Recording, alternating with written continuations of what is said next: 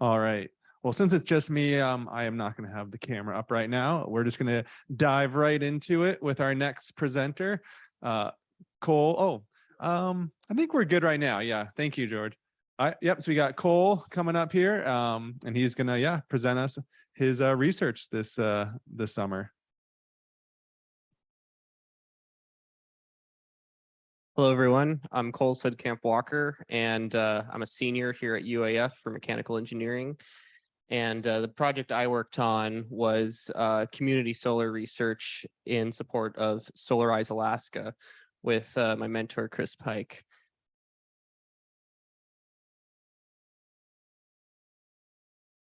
Okay. So I also worked on a lot of other things, but the general overview is everything that I did encompass solar. So I'm going to outline those various tasks and responsibilities that I conducted this summer, the specific work that I do out on the solar test site, as well as like the bigger project goals and the bigger picture of what we plan to do with this survey once it's complete. And I'm also going to talk about the connections between solar deployment and community. And I'll explain my research process on the survey, elements of building a survey, and the lessons I learned. Next slide, please. I'm pressing the green button. Oh, okay, there we go.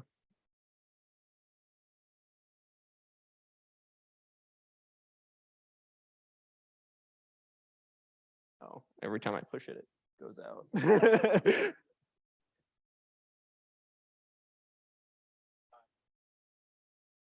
Oh, okay. I predicted this. Okay. So the solar test site is just south of the botanical garden here at UAF, right in this big field. This is the solar tracker that has various instruments on it. Generally, there's two main instruments, and these are the pyrometers and the pyroheliometer. The shaded one measures all ambient irradiance, excluding that of the sun. The tracking parameter measures all irradiance, including that of the sun. And the pyroheliometer only measures the irradiance coming directly from the sun. It looks kind of like a scope. Here I am leveling our albedometer. This is a little further south in the field. It's outside the Met station. It measures the albedo of the ground. That's how much light is being reflected off of the surface of snow. 1 being perfectly reflective and 0 being a black body. Snow is typically goes about a 0.6, so there's quite a lot of reflectivity there. And this is our soiling station where Chris is doing some work on figuring out how much cleaning solar panels improves the efficiency and power output from them. And up here, you can also see another pyrometer, which is measuring all horizontal irradiance. And here are the 2 bifacial panels that we also have, as well as the data shack. So we also did a whole bunch of upgrades to our solar test site this summer, which I was very happy to be a part of. So before, you can see just how much this bird vetch had grown up on our solar test site, and it was intertwining into the fence. You can barely even tell that there's a trailer there. And here's the overview after picture. We have a very nice clean spot. You can clearly see where it is. It's not being consumed by the weeds. And we put down some weed block fabric to prevent that problem in the future, as well as a painted data shack and some bird spikes. So the specific other work that we did, I learned through my weekly maintenance, I found out that the birds were pooping quite a lot on our solar reference cell. And that produces a huge problem as far as gathering quality data. So I came up with the idea of installing these spikes so that birds won't land on those surfaces and prevent that in the future.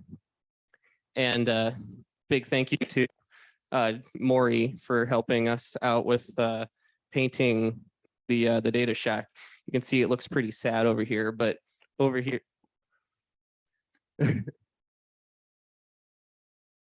So yeah, right here, this looks like an official UAF data shack. It's almost too nice to call a shack anymore. And thank you to Jeremy Casper. We were moving our trailer and well, we were about to move our trailer. However, there was a lock on our trailer and it was there 3 years ago. So who knows where that key went? He went to try to unlock it with a key on his keychain. And it didn't work, but he just kind of jiggled it around and the lock just fell off. So that helped a lot. So now on to the Solarized survey that I conducted. So what is Solarize Alaska? Solarize Alaska is a group community effort at bulk buying solar panel installations for community members and have them all be under one installer. There's several different ways in which this is conducted, but that's what they all have in common. So what does community have to do with solar panels? Typically, how people find out about solar panels is through their neighbors. Like, it's very obvious when you go to someone's house and there's solar panels when there weren't any to begin with. And that can spark a conversation about solar programs, how they installed them, the costs involved, the tax incentives, and they just sort of spread themselves. And yeah, people also want to help their community.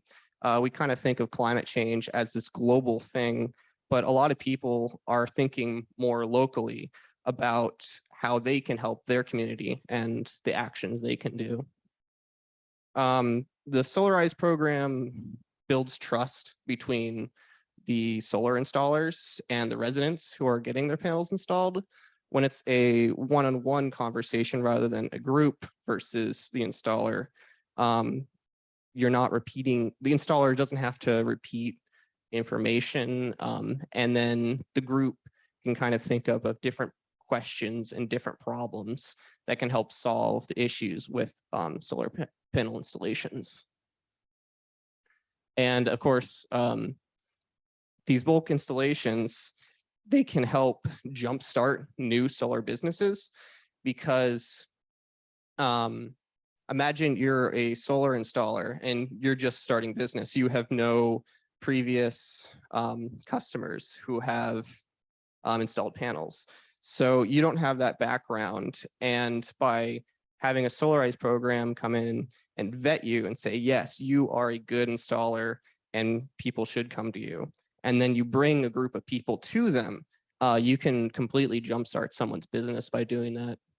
And generally, bulk installations will reduce costs because some of that outreach and community is done through the Solarized program rather than through the installers.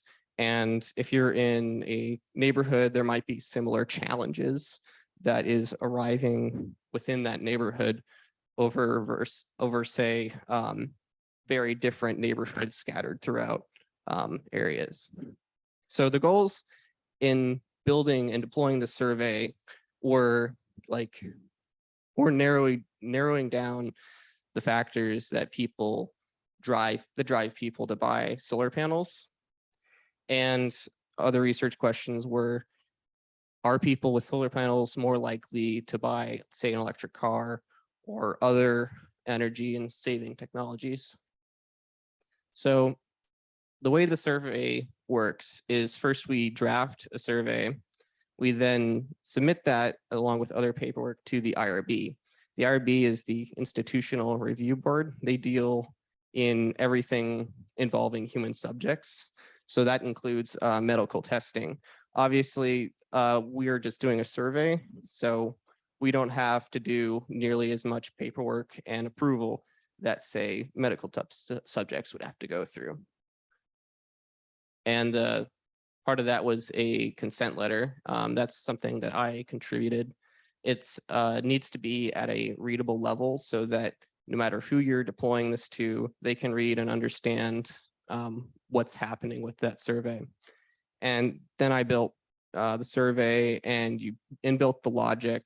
You continually iterate and update your survey to make it better. And then you distribute. Maybe you give out afterwards. You give out a prize if you promise that, to incentivize people to take your survey and collect the results and do analysis. So right now we are in the distribution phase. So I can give you a little bit of data about this, but take them with a grain of salt. So lessons learned through creating the survey was people, they might be thinking of a different thing than what you thought of. When you're writing these multiple choice questions, you're obviously going to miss something. And by adding in a other option, you greatly expand level of knowledge that you can gain. And you also get interesting responses. Sometimes you see from the other option, we thought that people would input numbers, but instead someone put in a return on investment of 10 to 12 years, which translates to about 20,000, 18,000 to 20,000. And of course, same person, as you can tell, they want an LED light bulb with a cash return investment of at least 90 to 93. I do not know what that means now, but I will figure it out. And the importance of responses is being vague so that people can surprise you with their answers, but not so vague that you can just confuse the survey participants. Ultimately, like, they are taking time out of their day to take your survey, and you want to make it as easy as possible to them. So they, instead of putting like ways in which they identify with their community, we thought this would be, say, like, I'm a student, I'm a member of the North Star Borough, a member of ACEP, those sorts of things. But instead, they sort of put values, so like home, respect, responsibility. And of course, you can see sometimes people are confused. Sometimes it's a little bit too vague, and you get unsure what this is asking for. And we've only deployed this to 33 people. We currently have 8 people who responded. That's a 25% respond rate. And this is for Solarize participants in 2018. So imagine like someone from your classes, like a professor reaching out to you from 2018 and then asking you like questions about how the class went. So I think a 25% response rate for 2018 is quite good. And we've already seen aspects of community. These are write-in questions that people have just put in. We have several questions surrounding community, but people took the time to actually write down the connection to community. So tentative answers, take them with a grain of salt. What are the factors that drive people to buy solar panel installations? Generally, people who are rooted in one place, so that they, because solar panels are obviously expensive for residents. So you want to be in your residence for the next, say, 10 to 15 years. So if you're rooted, you're more likely to buy panels. Obviously, if you have the upfront capital, that's going to help a lot. Feelings of social responsibility, concerns for the environment, the desire to save money and to stabilize costs over time. And the other research question, are people with electric cars, with panels, more likely to buy an electric car or other energy saving technologies? So currently, none of the 8 respondents have said they own an EV. So small sample size, we haven't found anything yet there. And roughly about half have said they have installed some kind of energy saving tech. So final thoughts regarding the research. I really enjoyed conducting this research. I learned a whole bunch about solar financing and the many different ways you can finance the exact same solar project with the exact same panels. What did I enjoy least? I would say, okay, this is another thing I did. I did some data analysis and programming, and I really did not enjoy that. It's the debugging process that you've all been aware of. What did I enjoy most? I would say it was the collaboration between all of you. We also have a community here, and I'm really grateful to be a part of that community.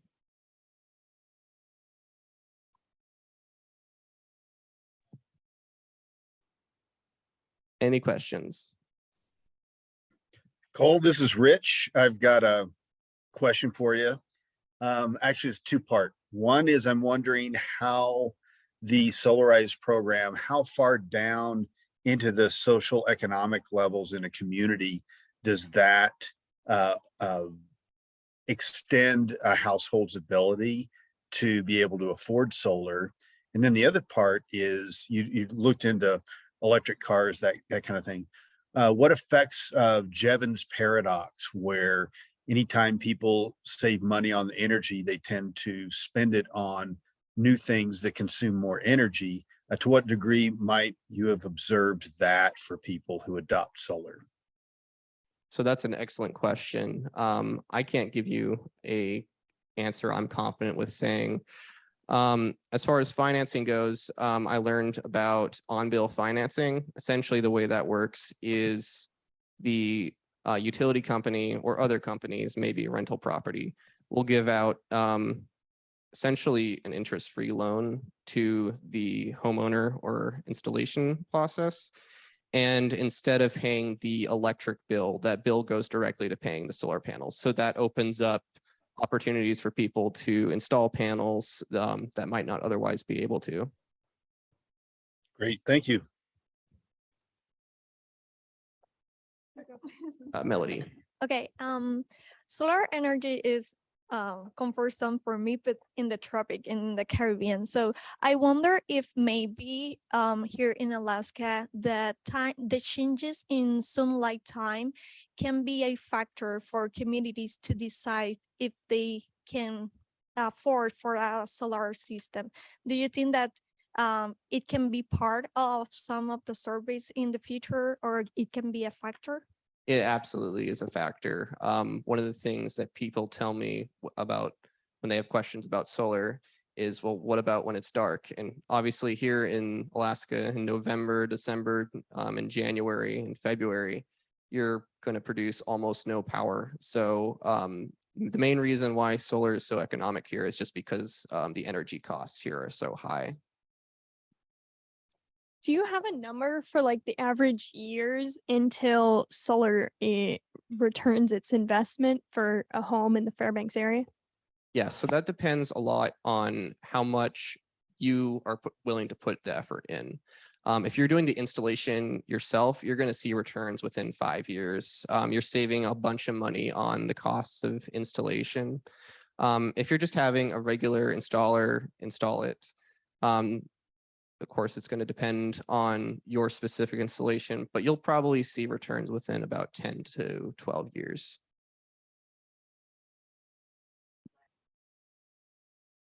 That's another excellent question. Currently, the only tests as far as fatigue goes have been in laboratories where they subject solar panels to high intensity light. We haven't seen what long-term low intensity does, but we can guarantee 80 to 90% efficiency in 25 years. Thank you. I heard you mention the research you did on cleaning your solar panels. I've got solar panels in my house. How often should I be going up and doing that? It depends. So out in the solar field, there's not many trees. So I don't really see very much pollen on our panels at all. That being the case, you might live in a forest area where there's a lot of pollen, and thus you might see like caked on your panels, in which case I think it's probably worth washing them. That also being said, the rain does an excellent job of washing the panels off themselves. Many times when I go out to the solar panel test site, I don't notice much difference at all between the west and east panel, the soiled and unsoiled panels.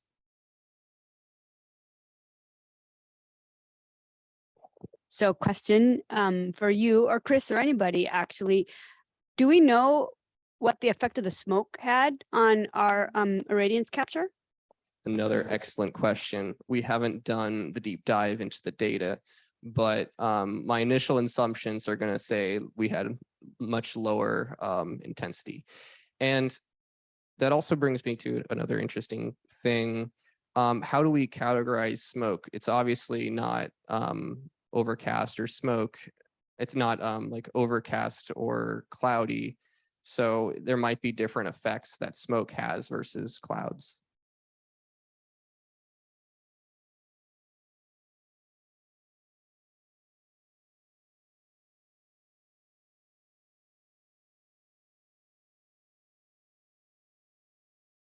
Awesome job, Cole. All righty. So I'm gonna invite our next presenter up. We have Lindy Guernsey, and her project was in the Kotzebue modeling support, and her mentors were Mari Shirazi and Felicia Cecilio. So just give me 1 second.